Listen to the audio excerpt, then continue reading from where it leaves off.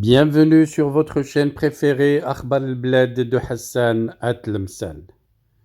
Mes remerciements à tous ceux qui m'ont présenté leurs condoléances à l'occasion du décès d'un grand-parent. Akhbar al-Bled est en son 3e jour de deuil. Encore une fois, merci à tous les abonnés qui ont présenté des condoléances suite à ce triste événement. À cause de la crise entre le Mali et l'Algérie, un haut risque de guerre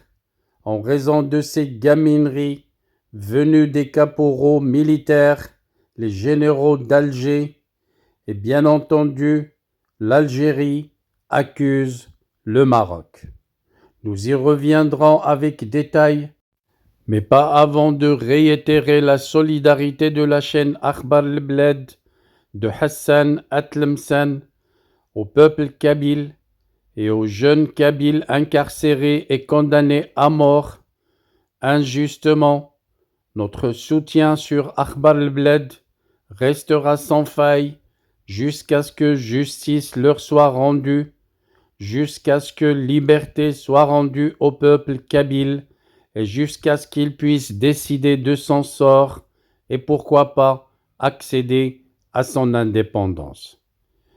Revenons à notre sujet sur cette vidéo, et comme il fallait s'y attendre, le régime algérien,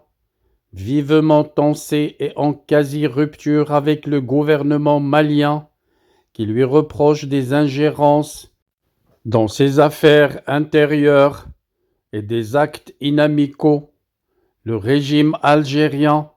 a attribué la réaction de Bamako à une prétendue manœuvre anti-algérienne du Maroc. Selon certains médias algériens, même la réunion à Marrakech des ministres des Affaires étrangères de 4 pays du Sahel et du Maroc cible l'Algérie. Entre l'Algérie et le Mali, la mésentente sourd en réalité depuis l'avènement des militaires au pouvoir à Bamako en août 2021. Non pas que l'Algérie ait vivement condamné ce coup d'État, mais parce qu'elle n'ignore pas que le colonel Assimi Goïta, le chef de la junte malienne, a annoncé dès son arrivée au pouvoir le gel de l'accord d'Alger de 2015 et l'a clairement signifié successivement à Ramtan Lamamra, alors ministre des Affaires étrangères, puis à son successeur Ahmed Attaf, qui s'était rendu lui aussi à Bamako en avril 2023, une navette interminable qui sera également menée entre les deux capitales par l'ambassadeur au ministère des Affaires étrangères algérien, Boudjema Delmi, le monsieur dossier malien,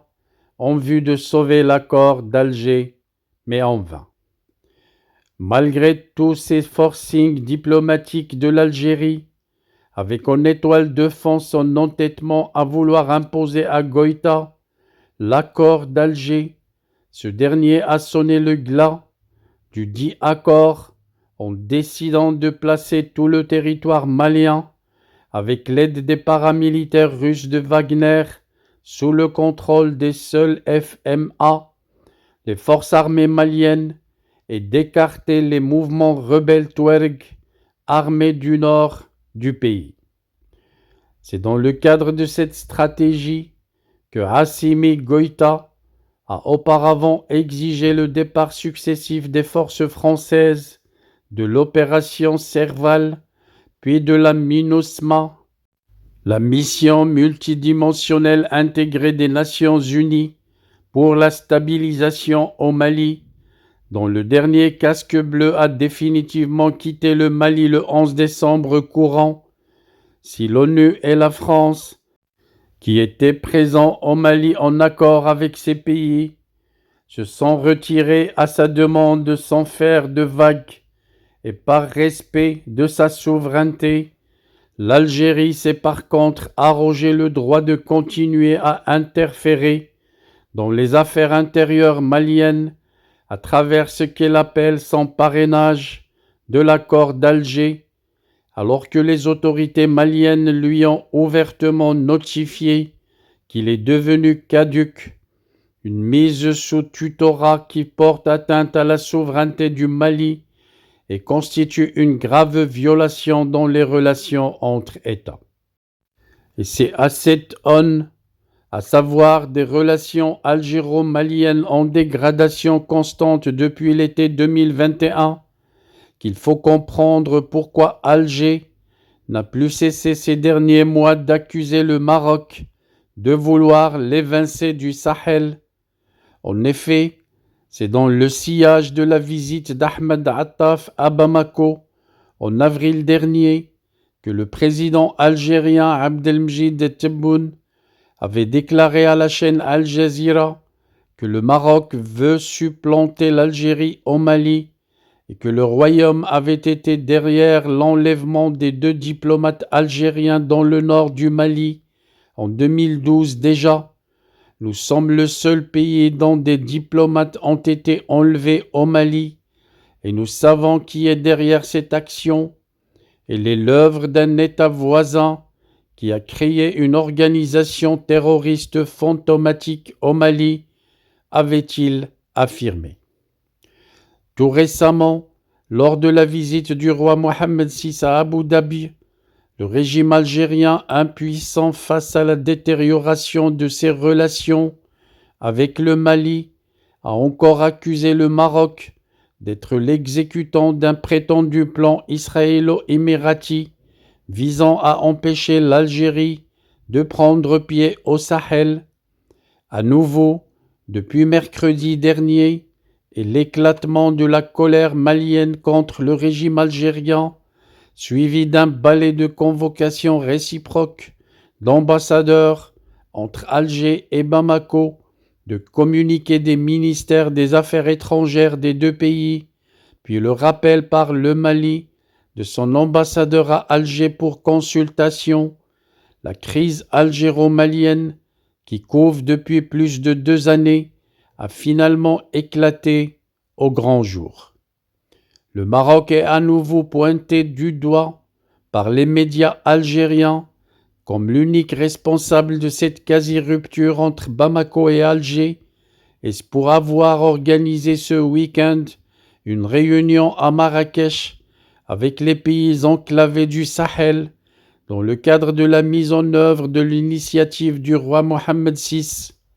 une initiative visant à faire accéder ces pays à la façade atlantique. Selon le site algérien Aouras, le Maroc ne se contente pas de ses attaques constantes et de ses manigances en coulisses,